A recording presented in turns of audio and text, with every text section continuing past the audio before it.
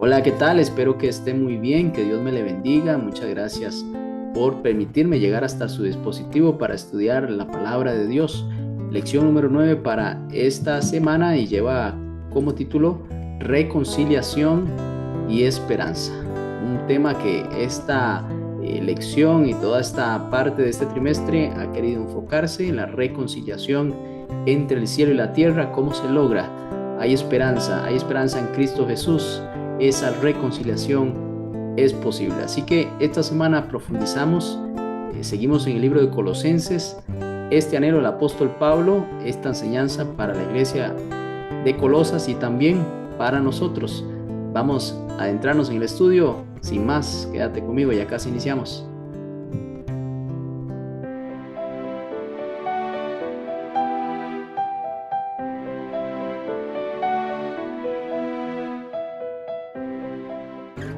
Bien, gracias por continuar. Iniciemos con una oración. Te damos muchas gracias, Señor Dios eterno, poderoso Rey. Hemos venido a estudiar tu palabra. Queremos que en tu nombre esto sea posible. Tu Santo Espíritu nos impacte, nos ilumine, nos ayude a entender siempre lo que tienes para nosotros por medio del estudio de tu palabra.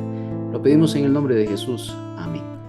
Muy bien, texto para memorizar, 2 Corintios capítulo 5, versículo 21. Dice así el texto ahí en su pantalla: al que no tenía pecado, Dios lo hizo pecado por nosotros, para que nosotros llegásemos a ser justicia de Dios en él. Qué impresionante el ministerio de Cristo. Aquí dice que Dios lo hizo pecado. Esto para que usted y yo llegásemos a ser justicia, pudiésemos estar frente a la presencia de Dios. Bien, en esta semana Pablo presenta la reconciliación con un alcance extraordinario. Podemos leer Colosenses capítulo 1, versículo 20, dice: y por medio de él reconciliar consigo todas las cosas. Aquí hay un primer aspecto: así las que están en la tierra como las que están en los cielos, haciendo la paz mediante la sangre de su cruz. Así entonces entendemos este versículo que hay un alcance cósmico, dice reconciliar consigo todas las cosas, y también uno personal e individual. Definitivamente aplica además al creyente que acepta a Cristo Jesús. Es decir, dos aspectos, dos alcances, uno cósmico y otro personal e individual. Vemos así entonces que la cruz no es un evento únicamente histórico, sino que es el centro del conflicto universal. Afecta tanto la relación con el ser humano, con Dios, y también la armonía del universo entero, viéndolo desde de esos dos alcances.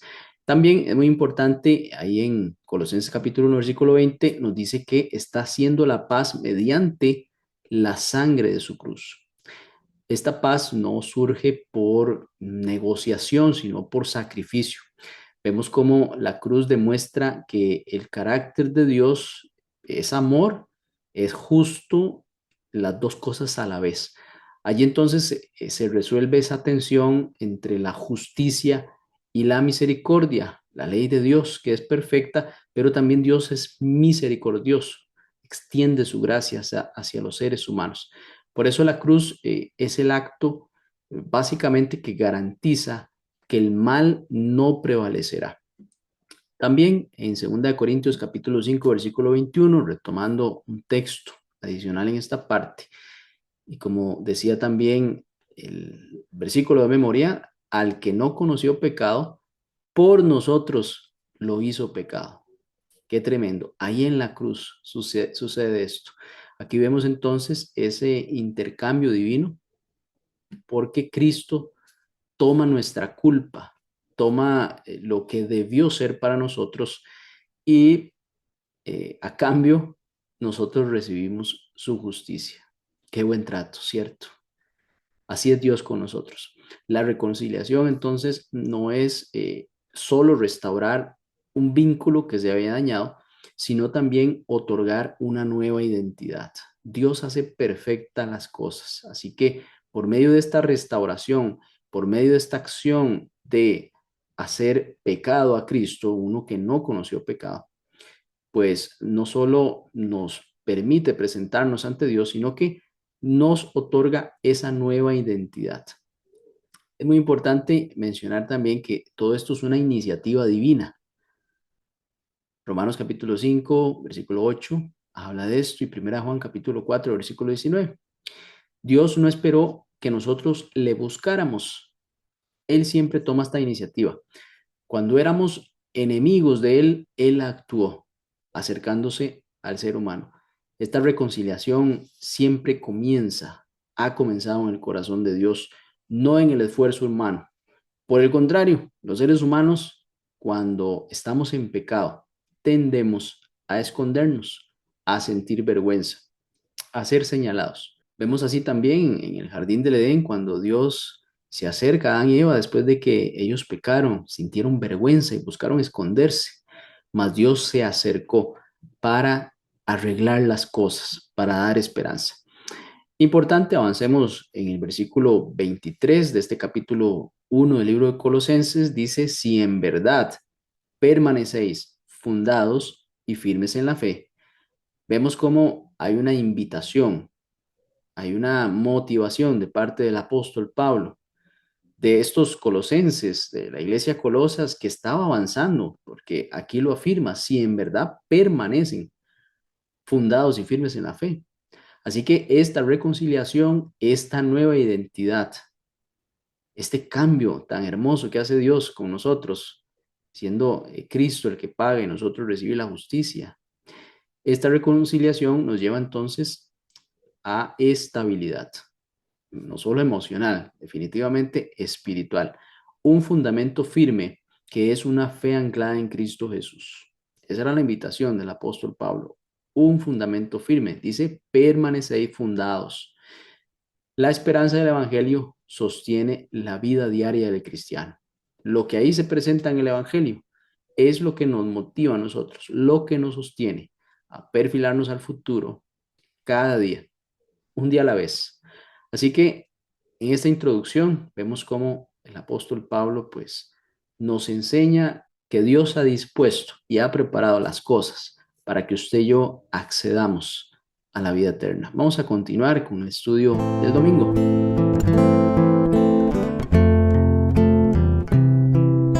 Y continuamos con Colosenses capítulo 1, versículo 22. El 20 nos menciona que por medio de Cristo reconcilia todas las cosas. El 21 dice también: y a nosotros también, que éramos en otro tiempo extraños y enemigos, haciendo malas obras, ahora nos ha reconciliado. Y el 22 dice: en su cuerpo de carne, por medio de la muerte, para presentarlos, y aquí es donde la lección se enfoca, dice: para presentaros santos y sin mancha e irreprensibles delante de Dios. Vemos cómo la meta, esa meta de la reconciliación, es una transformación para presentarnos santos y sin mancha e irreprensibles. No solo es un perdón legal que sí obtenemos, sino una restauración moral y también espiritual. Porque, bueno, encontramos la realidad del pecado en Romanos capítulo 5, versículo 6 al 8. Estos versículos básicamente lo que nos dicen es que el problema no era superficial. Estábamos literalmente separados de una relación con Dios. Estábamos debilitados, estábamos sin esperanza. El pecado había hecho estragos en nosotros. Así que el pecado básicamente rompió la relación con Dios. El ser humano fue creado a imagen y semejanza de Dios y había santidad en Adán y Eva. Pero lamentablemente al pecar esa santidad se pierde y pues se pierde también esa relación con Dios. Dios también busca reconciliar al hombre, pero se necesitaba algo realmente extraordinario. Dios mismo haciéndose hombre para cargar la culpa del ser humano y obtener esa reconciliación. También aquí vemos un concepto que le podemos llamar evangelio sencillo. ¿Y por qué decimos esto? Bueno, en Romanos capítulo 5, versículo 1 dice justificados, pues, por la fe. Es decir, por la fe es que obtenemos esa justificación, por la fe de la obediencia de Cristo Jesús. Cristo pagó mi culpa obedeciendo la ley de Dios, caminando en perfección, mostrando el carácter de Dios y cargando mi culpa por ese acto. Así que el Evangelio entonces podemos resumirlo en tres simples acciones. Cristo murió, ¿cierto? Somos justificados y entonces tenemos paz con Dios. Qué bonito. Aquí está sintetizado el Evangelio. Podemos acceder a él, ¿cierto? Entonces es simple en su estructura, pero realmente tiene un alcance bastante profundo, profundo alcance. Bien, Primera de Corintios capítulo 5, versículo 7, menciona también que Cristo es el fundamento permanente. Básicamente lo que el apóstol le dice a los colosenses, permanezcan en el fundamento. Ahora, es muy importante la continuidad de la fe. Colosenses capítulo 1, versículo 23, ampliando desde el 20, donde menciona que por medio de Cristo se reconcilian todas las cosas, trayendo la paz mediante la sangre de Cristo Jesús. También menciona en el versículo 21, 28, haciendo malas obras que hacíamos, pero que ahora nos ha reconciliado, que debemos de mantenernos santos y sin mancha irreprensible en el versículo 22, y en el 23 dice, si en verdad permanecéis fundados firmes en la fe y sin moverlos de la esperanza del evangelio que habéis oído, el cual se predica en toda la creación que está debajo del cielo, del cual yo, Pablo, fui hecho ministro. Entonces, aquí esa reconciliación tiene un efecto cuando se permanece fundados y firmes en la fe. La experiencia del creyente es una experiencia diaria. Dice aquí que sin movernos de la esperanza del evangelio que se ha oído. Conforme pasan los días, la invitación es no nos salgamos de creer y permanecer en esa esperanza. Básicamente no se mueva, dice el apóstol Pablo, de esa esperanza del evangelio. Viene un nuevo día, no se mueva de la esperanza del evangelio. Dice que, bueno, aquí amplía un poquito, el cual se predica en toda la creación que está abajo del cielo, cual yo, Pablo, fui hecho ministro.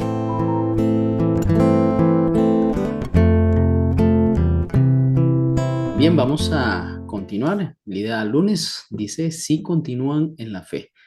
Retomando el texto de Colosenses capítulo 1, versículo 23, el apóstol Pablo utiliza pues una imagen arquitectónica porque dice cimentados, y ese cimiento es un cimiento sólido que no se mueve ante la presión externa. Versículo 23 dice, si permanecéis fundados, justamente aquí la palabra también es cimentados, dice firmes como una columna que no se mueve en la fe.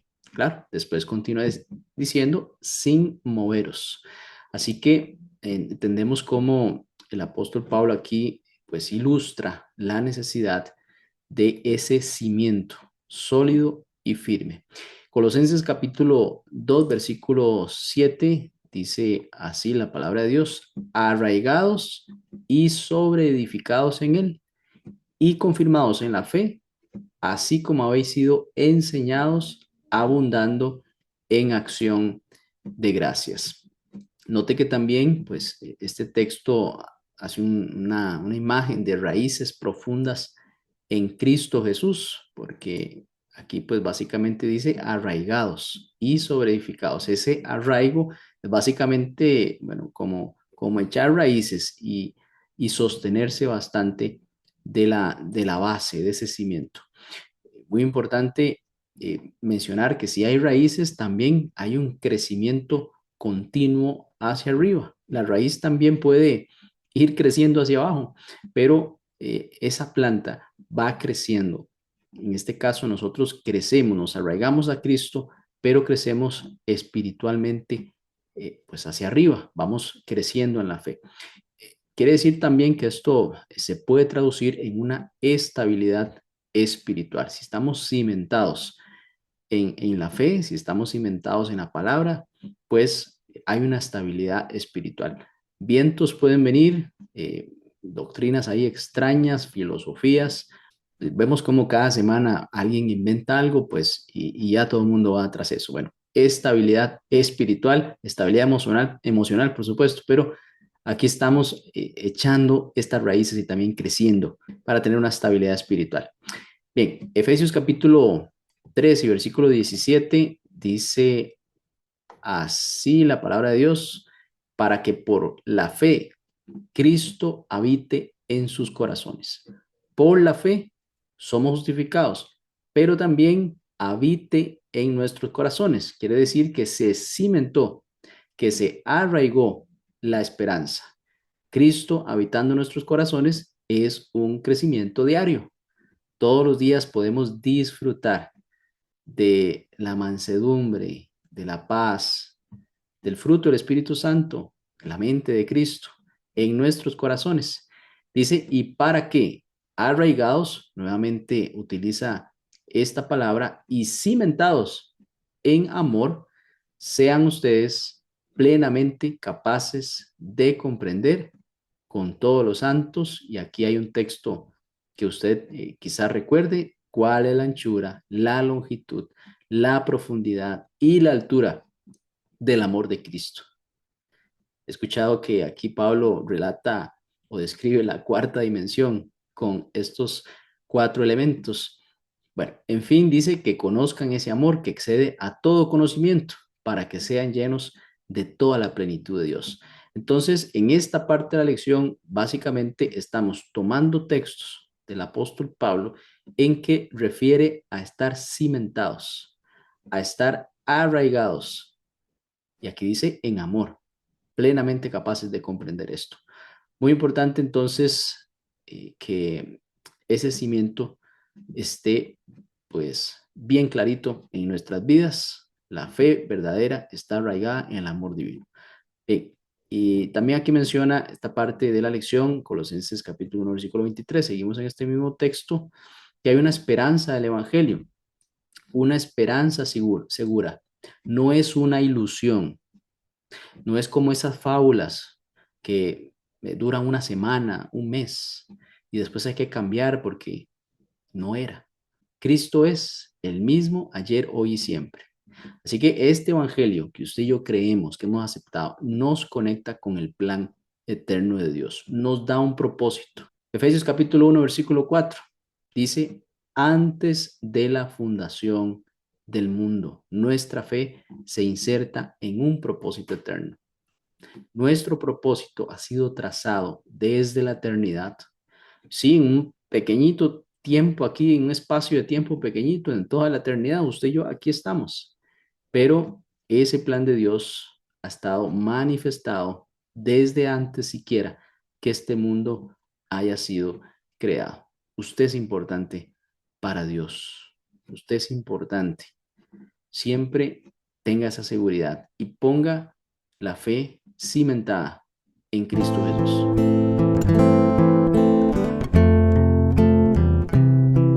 Bien, vamos a avanzar a Colosenses capítulo 1, versículo 24. Aquí el siervo de Dios, el apóstol Pablo, dice, ahora me gozo en lo que padezco por vosotros y cumplo en mi carne lo que falta de las aflicciones de Cristo por su cuerpo, que es la iglesia. Bueno, notamos la línea que hemos aprendido allá en la carta a los filipenses, el gozo que Pablo enseña a las iglesias aún en medio del padecimiento. Dice, me gozo en lo que padezco por vosotros. Pablo estaba encarcelado cuando escribía la carta a los colosenses. Dice que además cumple en su carne, es decir, en su padecimiento humano, lo que falta de las aflicciones de Cristo por su cuerpo. Y en este caso, pues menciona al cuerpo y la iglesia de Cristo. Cristo sufrió aflicciones, así lo entiende Pablo y así percibe que él también, pues, debe o tiene que atravesar situaciones bastante difíciles, pero lo hace con gozo, sabiendo que eso va a resultar en fruto en favor de la iglesia. Así que Pablo, pues entonces, según este versículo, sufre, sí, pero entiende que su dolor sirve al plan de Dios, tiene un propósito. Y en esto, pues las personas podrían preguntarse, bueno, ¿pudo haber hecho Pablo más estando afuera, yendo de casa en casa, predicando el evangelio en otros lugares? Bueno, hemos visto cómo estando ahí en la cárcel escribe esta carta y ha tenido gran impacto, pues tuvo gran impacto en la iglesia de Colosas, pero ¿cuánta enseñanza no escribió Pablo estando en la cárcel? Es decir, ese lugar que Pablo llega, pues está dentro del propósito de Dios. Las circunstancias de los seres humanos son oportunidades que Dios toma para cumplir sus propósitos.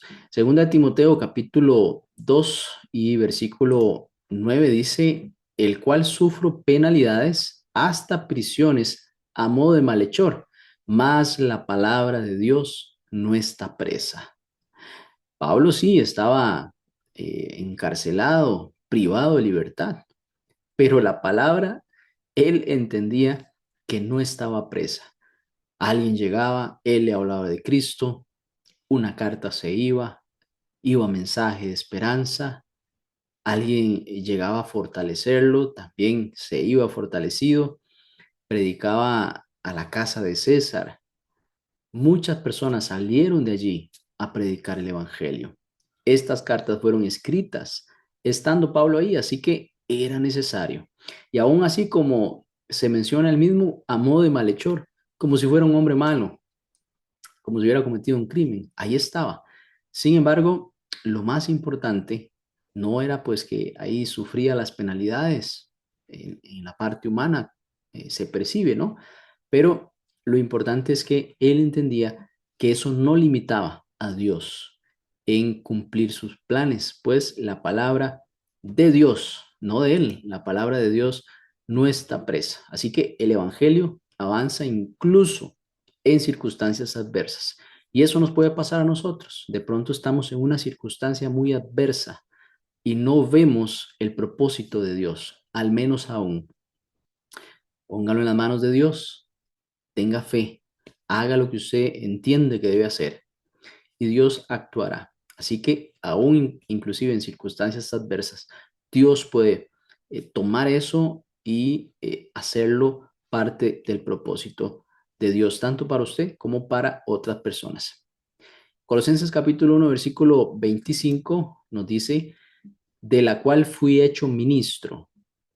Aquí antes mencionó a la iglesia, de la cual fui hecho ministro, según la administración de Dios, que me fue dada para con vosotros, para que anuncie cumplidamente la palabra de Dios. Así que Pablo entiende que Dios le dio a administrar la iglesia y tiene una responsabilidad importante, a anunciar cumplidamente la palabra de Dios.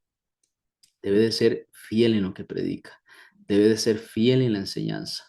La verdad de Dios no puede ser distorsionada, cumplidamente la palabra de Dios. Entonces vemos cómo Dios está dirigiendo la iglesia.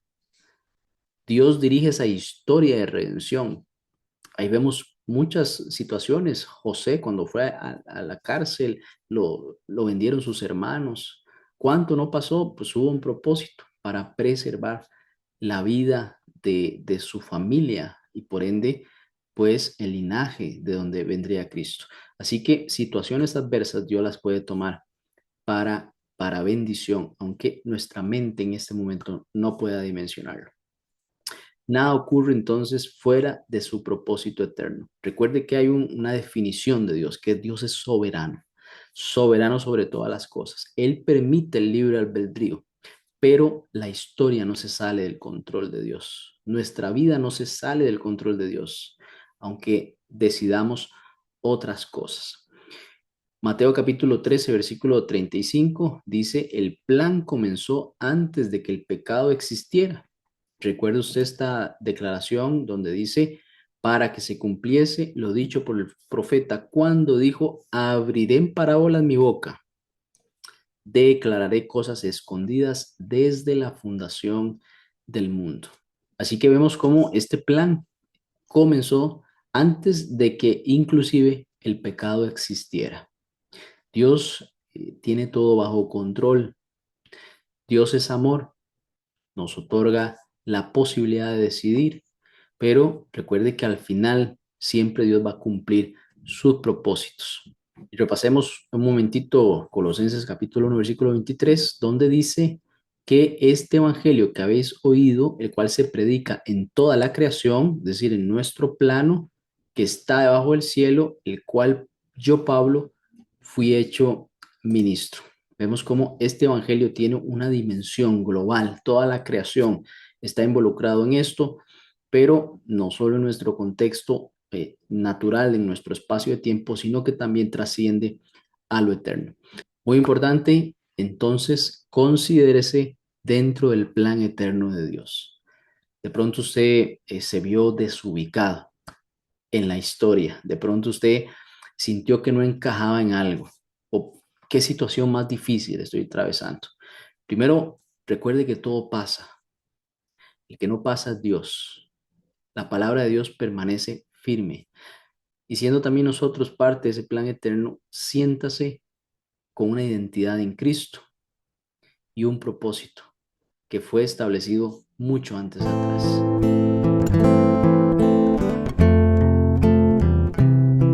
Bien, vamos a estudiar esta parte de miércoles que dice la revelación del misterio. ¿Qué misterio habla aquí el apóstol Pablo? Para eso hay que ir a Colosenses capítulo 1, versículo 26.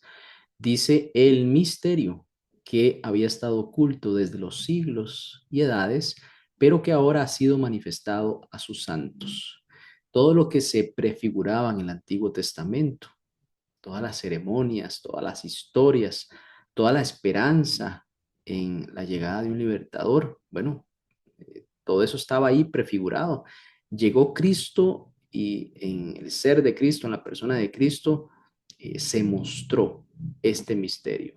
Se fue revelando a los discípulos, mostrándoles el carácter de su Padre, mostrando el propósito, la meta, la misión, qué venía a ser Cristo. Todo esto lo entendieron.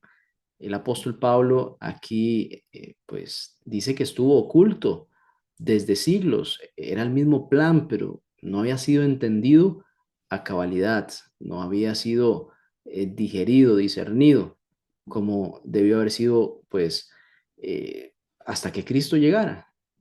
Mucho de lo que se esperaba pues ahí en Cristo fue manifestado. Dice, pero que ahora ha sido manifestado a sus santos, es decir, los apóstoles entendieron este propósito. La lección pues menciona que lo que estuvo oculto entonces ahora es manifiesto. No que cambió, no que fue modificado, tergiversado por la situación, no, siempre fue el plan, pero fue manifestado hasta este momento. También vemos cómo en Colosenses capítulo 1, versículo 27 dice, a quienes Dios quiso dar a conocer las riquezas de la gloria de este misterio entre los gentiles, que es Cristo en vosotros, la esperanza de gloria. Aquí está la explicación del misterio.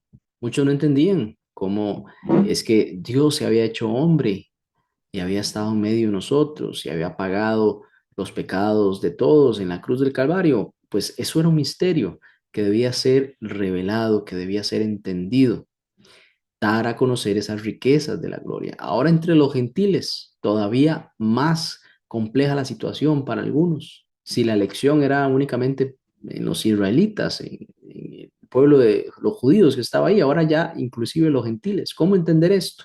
Bueno, justamente Cristo en vosotros, Cristo en la unidad. El que acepta a Cristo tiene esta esperanza de gloria. Por eso aquí la presencia de Cristo, nos dice la lección, en el corazón es la garantía de la gloria futura. La presencia de Cristo en el corazón. Ahí estaba la diferencia del reino de Dios. No estaba limitado o extendido geográficamente. Estaba centrado en la permanencia de Cristo en el corazón de los hombres.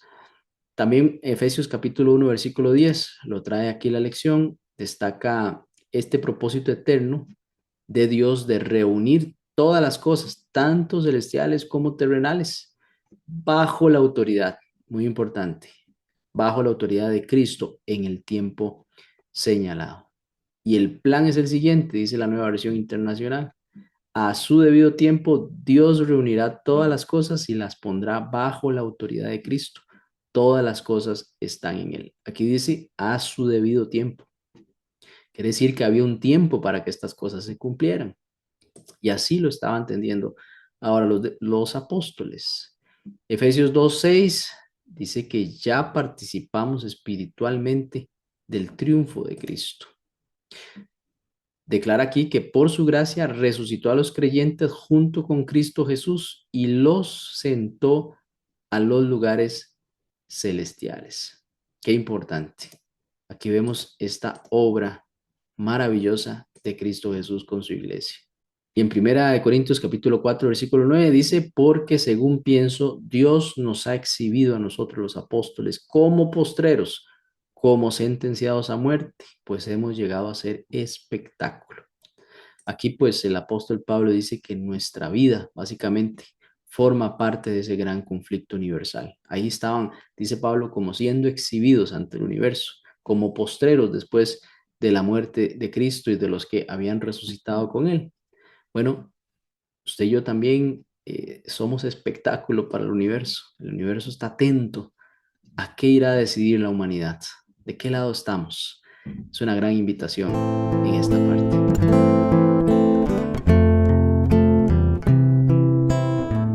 Bien, vamos a finalizar esta parte que se llama el poder del Evangelio. Colosenses capítulo 1, versículo 28. Dice el apóstol, a quien anunciamos, amonestando a todo hombre y enseñando a todo hombre en toda sabiduría, a fin de presentar perfecto en Cristo Jesús a todo hombre.